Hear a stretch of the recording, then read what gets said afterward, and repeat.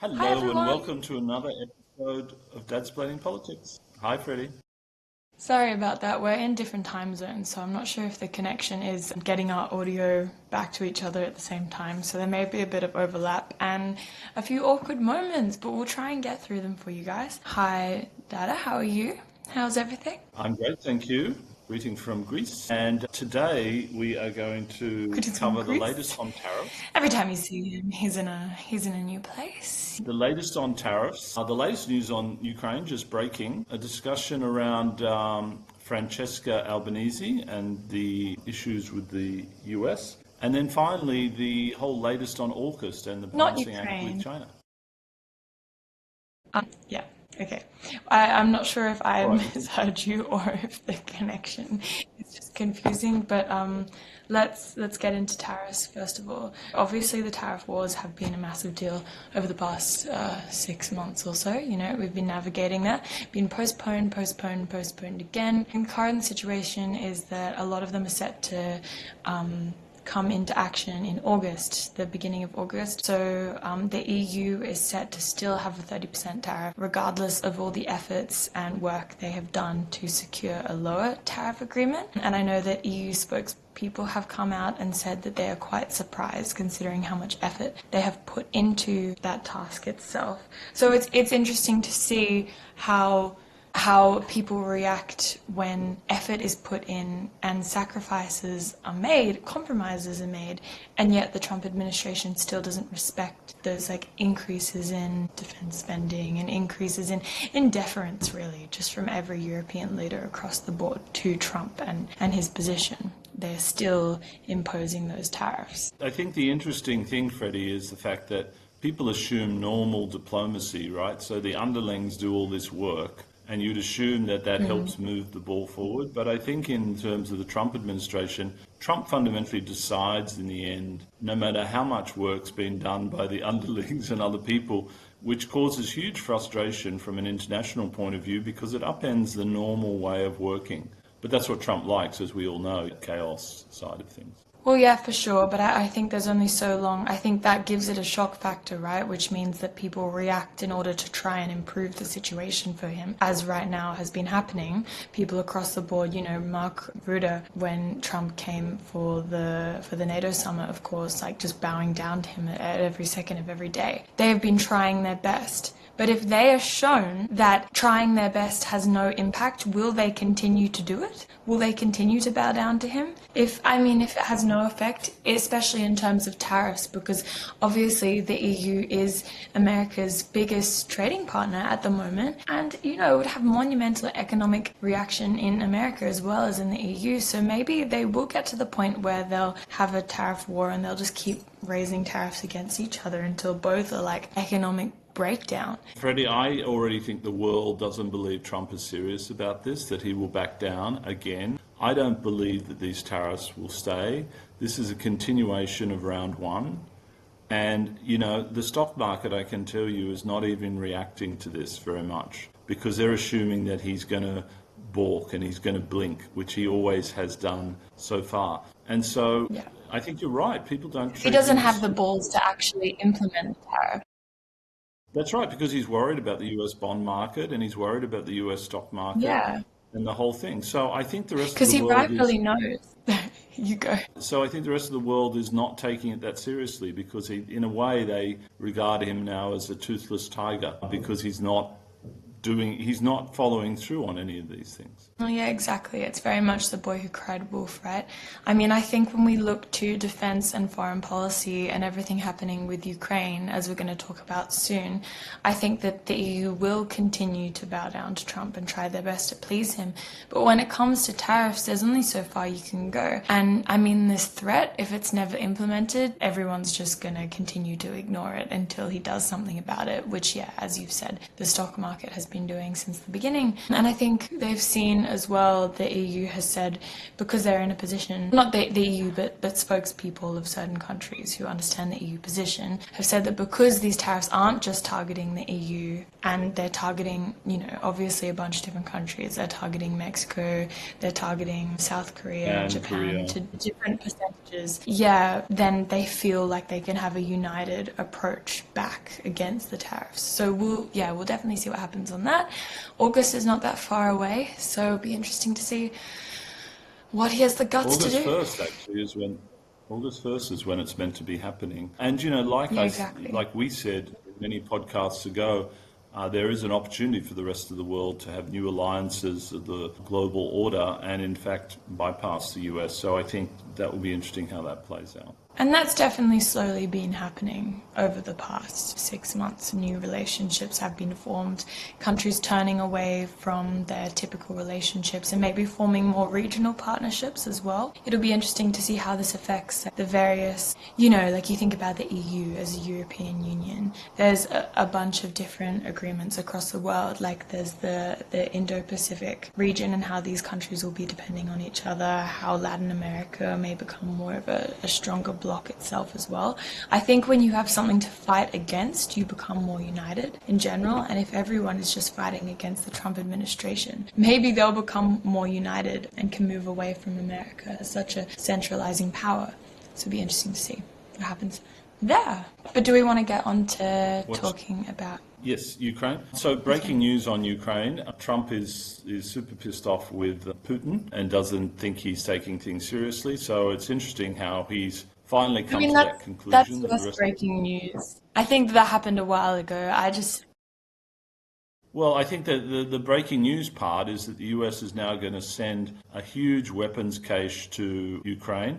The Europeans are paying for it all, which is great, that's fine. And they're going to be starting to send offensive weapons, missiles that can strike deep inside Russia. So this is really a big turning point in the war potentially, because if Ukraine is really supplied with offensive weapons and they've got their shackles taking off so they can actually start attacking Russia, it could cause a change in the momentum of this war. Definitely. I was, interestingly enough, listening to something on the end of World War II the other day, and the American-led and British-led, response back to the Soviet Union at the time, and how there are a few very prominent individuals who said that Europe must do everything in its power, every resource available to fight back against Russia, because they are the ultimate enemy in this scenario. Like the NATO phrase they like to repeat, if you strike one of us, you strike all of us. So we'll see. Obviously, it's a good thing that they're paying for it. It's another tendency of the Trump administration trying to take responsibility and to take credit for something when they're simply not paying for it. They're just providing the weapons. They're acting as like a corporation rather than a government with foreign relationships. So, yeah. That's true, but I don't mind that. I don't mind that. So long as the right result happens, right? And some and of course it'll be people interesting. I know, but it was not ideal, but it's better than the alternative. And so, but can I remind you? Can I remind you quickly? This is not for our listeners, but this is more for you, Mark Phibbs.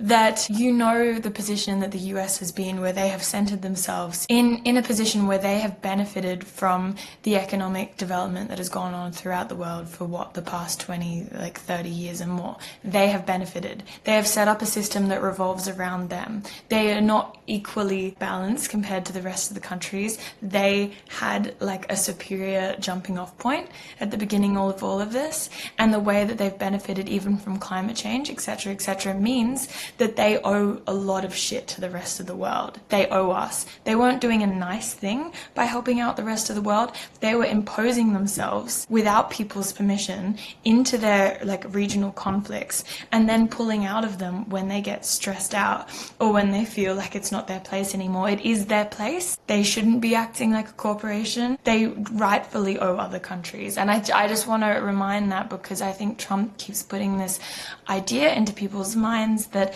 the US doesn't owe anyone anything. They're just another country, but they're not simply another country. They are self-proclaimed leader of the free world, and there's a certain responsibility that comes along with that, even once you start denying the responsibility. Agreed. That's a big topic. Let's make it for one of our whole I know, future I know. podcasts, right? I'm just using it. I think it's something we talk about a lot in the podcast. I don't think it's necessarily something we go into. I think most people listening to us understand that. I just want to remind you so you don't get caught up in all of Trump's ideology. That's all. I'm just working with the scenario we have today, and that's the scenario we have today. So I would much rather the US be supplying weapons to Ukraine, which the Europeans can't supply, and so Ukraine can defend itself and in fact turn the tide of this war. I think that's very good news, right? You can go into all the history and everything else. I'd like it to be a different way, but it's not a different way at the moment. So, and I think the Europeans are being very pragmatic on this as well,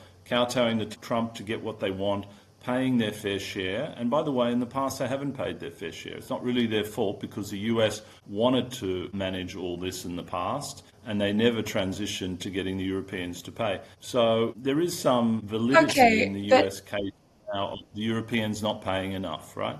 This is why I felt the need to say that, because now you're saying that the Europeans never paid enough. This is why I felt the need to say that, because it's exactly what I knew that you were thinking. But I think that recently they haven't paid enough. In the first place, the US didn't want them to pay. And the US's fault is they should have transitioned to a world where the Europeans were paying more and told them, we expect that, but they didn't. So up until recently. And where is this narrative coming from? Where are you getting this from? Dada, I understand. We talked about, okay, pause for a second, because I have to keep saying pause because I'm trying for us not to speak over each other. No, I'm not saying pause the recording. I'm just saying pause so then we don't keep talking over each other so I can say something. I'm not trying to be rude. I'm just trying to understand this whole internet issue that we have going on.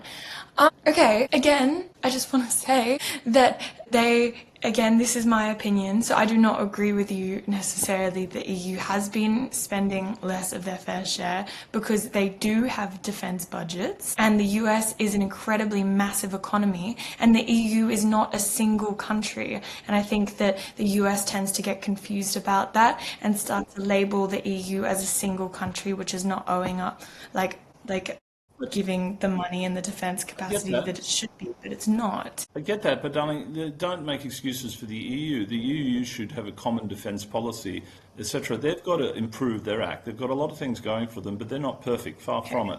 And the EU has a lot to learn and a lot to improve in this world where they can't rely on the US, right? And hopefully they'll in a world where the US wasn't being led by an autocrat who could soon become a dictator, they wouldn't need to worry about that. And I understand, we've talked about many times the fact that now, due to the position they're in, they need to start spending more. I understand that. I understand that obviously right now at this point in time, they need to commit more to defense spending. I agree, but I'm just saying is that they're not necessarily in the wrong from the beginning, right? I don't think we should do that. We're violently agreeing. In the beginning, the US told the Europeans they wanted to manage the thing. They wanted to pay for it. That was 50 years ago. Maybe 25 years ago, the US... Up until not 25, up until like a few years ago, the US kept putting this rhetoric out into the world. It wasn't 50 years ago, it was like 5 years ago. Yeah, well, you're right, but they should have transitioned earlier, right? And a more balancing act between those two. Yeah, but you have to admit that the US has a part to play in making them feel comfortable and making them feel sure, like of course they did, of course. But, you know, and I don't buy your argument that things are going to go back to the way they were. I never said that things are going to go back to the way they were. I never mentioned that once. After a dictator, you know, the US will be more reasonable. I didn't say that. You can go back in the recording and listen to everything I said. I said nothing to do with that. I said that soon, if he becomes a dictator, then etc. I never said after. So you're mishearing me, and now you're putting my words out there as if I said something stupid when I didn't. No, I didn't. So let's move on to a different topic, please. No, I didn't say that. I actually think the Supreme Court, I'm confident that they will stop him becoming a dictator. Really? That's crazy. Have you seen the things that Supreme Court has done in the past few days? You didn't want to talk about this in this podcast because you didn't think we had enough time, but next time, let's go into it in our next episode, because remarkable things have been done to give him like unfettered power in the past few weeks. And Yeah, I'm but really the shocked that lady, you haven't seen that. no, but have you seen the article by Amy Coney Barrett, one of the Supreme Court justices? And you know, Trump wanted to You're get rid of listening? the You're listening to her? citizenship You know who right. she is? No, I do, darling. Can you just wait and listen to what I have to say? In terms of citizenship rights, you know, Trump wanted to strip that of people born in the US. That is never going to happen. She wrote this very good paper on this to say, you know, you've got to go through all the due processes, and fundamentally it's never going to happen. So Trump is backpedaling from that whole thing because the Supreme Court is never going to allow that. So just an example of the Trump administration wanting to do something and then saying, no, this is not going to happen. That's probably the one example That's you it. can find. So that's handy that you found that one. And it's interesting as well that you found an article that was written by one of the Trump-appointed Supreme Court justices Yeah, but who she's is the writing most an article mild of the supporting Trump-appointed actions. ones. He's kind of annoyed with her because she's actually reasonable. Okay, let's move on to a different topic. We can do a special All right. episode So on this next sometime. topic is Aukus. Aukus. So this is Yes, but interesting what we were going because to talk about something else quickly yes, first. yes, And now you're Francesca ignoring it. Albanese. Yes. Do you want to Yes. lead off? Do you have anything to say on it? Well, yes, I think this is, you know, Francesca Albanese works for the UN. Good surname that Yeah, Albo she's would like. a special rapporteur, I think that's the name, for Yep. everything's happening in Gaza. So she has come out firmly against Israel and their terrible behavior in Gaza, etc. And Marco Rubio has responded saying, you know, this is totally unacceptable. The UN's, you know, saying such things. So it's really the battle of the world order versus, you know, the US view of the world here. And so I think good for her. She's courageous. I feel like with lack of leadership from the UN by the Secretary General, it's good that other people in the UN are standing up and actually saying something. So perhaps she's a future leader of the UN. Okay, that's interesting. I agree with you, obviously, that she is holding true to what she's saying because, you know, she is a specialist on this subject. And more specifically, she put out a report on which countries were also like participating in the genocide by funding it. So she named quite a few countries, including Amazon, McDonald's, and a bunch of other places. And she put out a very impressive analytical report on that a while ago, which is also why there's been a lot more attention focused on her as of recently. And if you've listened to her, she has incredibly coherent arguments just basically about the loss of life. I mean, everyone has gotten to the point where they agree that it's horrific what's going on there. But I just want to say quickly, Secretary General Antonio Guterres does an excellent job, and lots of people have said that he is the one voice standing out against the litany of leaders who have been supporting Trump. I think that this just shows how little impact that the UN has when other countries aren't standing behind it, rather than the weakness of the people who are actually working at the UN. It's the weakness of the UN as an institution itself, because he's been very strong in his opinion of what's going on. So yeah, I just think I've seen more coverage of what goes on in the United Nations than you have. But that's fair that he's not getting the support from France and UK and others that he I mean, should what get. else do you expect him to do? I'm just saying he's not a very effective communicator, and I don't think he has. No, I Dada, don't he's think done he has excellent gathered these other speeches and been... nations sufficiently. Maybe he has tried to gather these other nations and they've just not responded. I don't know, Freddie, but the results are not great. Stop And it may talking not about be his this, fault. It because may he be has his fault. done an excellent job, so don't. Just leave it there. We'll talk about Aukus now because he's done an incredible job. And I ask anyone who disagrees with me to look into some of his speeches and to look into some of his statements as of recently, because he's done a great job. But his voice has been quietened, obviously, by the media and by all the leaders who are trying their best to keep peace. So yeah, let's talk about Aukus. Do you want to lead with that? Yes, so Aukus, very interesting. Anthony Albanese is in China at the moment and been touring Shanghai and has been very impressed with the future status of Shanghai, all electric cars everywhere, drones, very much Blade Runner scenario. China is capturing the future. You know, they have a huge island off Shanghai, which is a port with all automation, AI and robots, etc. Only a few humans there. So this is their competitive advantage. They're way ahead of the US and other countries in the world in this regard. So it's good that Albo's there. Now the balancing act is the US is doing a review of Aukus, And the latest rumours out of this review are the US wants Australia to pay a lot more, and they want Australia's commitment to support the US in a war with China regarding Taiwan. And under that scenario, the US would take control of the nuclear submarines they potentially will have provided to Australia. So this is crazy stuff, because this would mean that we didn't have sovereignty over the submarines that we had purchased from the US. So it's going to be fascinating, and clearly Albo has to balance the sovereignty ownership, to specifically balance applies the interests to of like China land. versus Yeah. the US. Yeah. Okay. People Yeah. talk No. about I mean, sovereignty of the ownership. but I don't know if that's, I'm not sure if that's correct. But yeah, I mean, we've talked about this in a bunch of episodes, how we don't think that AUKUS has any relevance anymore because the US have clearly stated, and it seems clear in their reports as well of how the submarines have been going, that they will not be ready by this given time, and that the US is behind on their own commission of submarines, so they will simply just be taking them. So I wonder why the Trump administration is even bothering to set out these new requirements or new asks from Australia, when it seems clear to most analysts in this area that we're never going to receive the submarines anyway. I wonder if they're trying to keep up the guise of the whole thing by laying out more terms, so then it seems like they're doing it in a professional, So military way you think rather they than might just be doing it in? You think they might be doing it intentionally, so it's easier for Australia to walk away?